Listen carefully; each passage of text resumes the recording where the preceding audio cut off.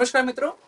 UPI को लेकर लगातार भ्रम फैलाया जाता है। आप अगर नोटिस करेंगे तो हर 2 से 3 महीने में एक खबर आती है कि सरकार यूपीआई के पेमेंट पर चार्ज लगाने वाली है। कभी यह खबर 2,000 रुपए पे होती है कि 2,000 से ऊपर पेमेंट करेंगे तो वहां पर चार्ज लगेगा। कभी यह खबर 3,000 रुपए के लिए होती है। आज दोपहर में कई सारे न्यूज पोर्टल्स ने और कई सारे ऐसे लोगों ने जो जो अपने आप को स्वतंत्र पत्रकार कहते हैं, उन लोगों ने फिर से एक ट्वीट किया यहाँ पर, मतलब पोस्ट किया एक्स पर। और उस एक्स के पोस्ट में उन्होंने लिखा कि भाई सरकार जो है वो यूपीआई पेमेंट पर चार्ज लगाने के विषय में विचार कर रही है।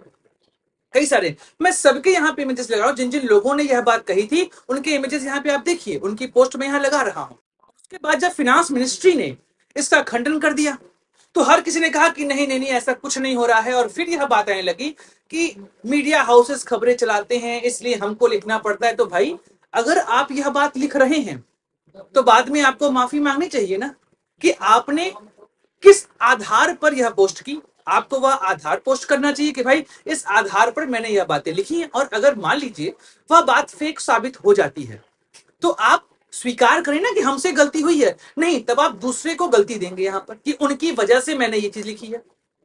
मैंने कुछ लोगों के पोस्ट देखे तो मैंने उसी समय अपना पोस्ट कर दिया था कि यहां पर यह न्यूज फेक ही साबित होगी, क्योंकि हर से 3 से 4 महीने में यह खबर आती है कि सरकार यूपीआई पर चार्ज लगाने वाली है। हर बार यह खबर झूठी साबित होती है।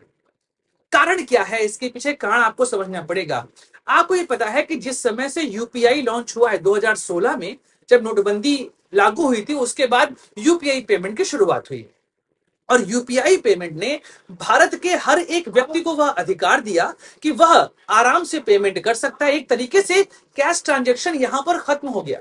भारत में वर्तमान समय में कैश ट्रांजैक्शन बहुत हद तक खत्म हो चुका है। अगर हम छोटे मदों में देखें ना, लोग 5 रुपए 7 रुपए यहां तक कि 1 रुपए का यूपीआई पेमेंट कर रहे हैं।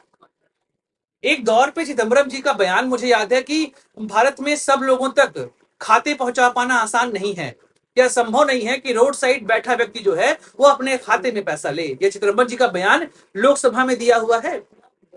और आज वह स्थिति आई है कि हर एक व्यक्ति का खाता है और हर एक व्यक्ति यूपीआई के माध्यम से पेमेंट लेता है। आप जाइए ना, समोसे खाने जाइए, आप जूस पीने जाइए, यहां तक कि आप रिक्शे में बैठे हैं, कहीं पर भी आप जाएंगे, यू कैन इजिली पे the amount with the use of UPI.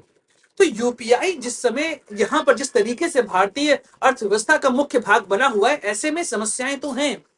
और उन लोगों को खासकर समस्या हो रही जो भारतीय अर्थव्यवस्था को बढ़ते देखना चाहते नहीं है। उनके अंदर यह ग्रज की भावना भरी हुई कि यार ऐसा कैसे हो रहा है कि भारत का आम आदमी भी यूपीआई से पेमेंट कर ले रहा है। मेरा हमेशा से यह मानना है कि आपकी पॉलिटिकल आइडियोलॉजी कुछ भी हो सकती है, आप इजिली जो भी आइडियोलॉजी फॉलो करिए, मुझे उससे कभी कोई समस्या हुई नहीं। लेकिन जब आपके यहां पर पॉलिटिकल आइडियोलॉजी इतनी विशियस हो जाती है कि आप देश की प्रगति को भी बर्दाश्त नहीं कर पाते हैं, आप देश की प्रगति को भी एक व्यक्ति के आधार पर देखने लगते हैं। आपको यह लगता है कि यार ये प्रगति इस व्यक्ति के कालखंड में हो रही है, ऐसे में हमको इसकी बुराई ही करनी है। आप कई सारे यूट्यूबर्स को देखिए जो भारतीय अर्थव्यवस्था, जो कि इस समय लगभग 4.5 ट्रिलियन के आसपास पहुंचने वाली है, उस अर्थव्यवस्था को लेकर लगातार नकारात्मक बातें करते आ रहे हैं। और यही so called YouTuber, so called पत्रकार जो हैं, एक दौर पे कहते थे कि हम कहीं बहुत रोंदू तो नहीं हो गए हैं। ये वही लोग हैं जो आज भारतीय अर्थव्यवस्था का मजाक उड़ाते दिखाई दे रहे हैं।